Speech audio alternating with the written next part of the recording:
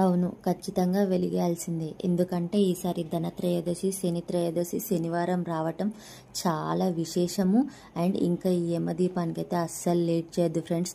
ఎందుకంటే ఈసారి అయితే మనం చచ్చిపోయిన తర్వాత మన పాపపుణ్యాలను లెక్కించేది ఆ యమధర్మరాజు అయితే బతికుండగానే మన గండాలను పక్కకు తీసి పడేసేది ఆ శనిదేవుడు. అండ్ శనిదేవుడు ఆ యమదేవుడు ఇద్దరు కలిసి వచ్చారు కాబట్టి నేనైతే నల్ల నువ్వులతోనే ఆ శనిదేవునికి శని త్రయోదశి రోజు ఆ యమునికి ఇద్దరికి కలిపి దీపం పెట్టుకున్నాను. మా ఇంట్లో అయితే వాళ్ళకు కూడా ఒకరోజు పిలిచి దీపం పెట్టి మనము వాయనం ఇచ్చుకునేలాగా ఒక రోజు ఉంటుంది.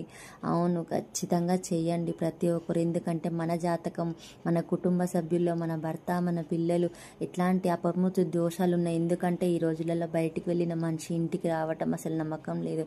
అట్లాంటిది గండాలు ఉన్నప్పుడు ఆ యమధర్మరాజు బయటపడేయాలి అంటే మనం ఖచ్చితంగా వెలిగియాల్సిందే. అండ్ అందరికీ ధన్తెరస్ శుభాకాంక్షలు. అండ్ చిన్న ముగ్గు చూసేయండి, లైక్ ఇవ్వండి, సబ్స్క్రైబ్.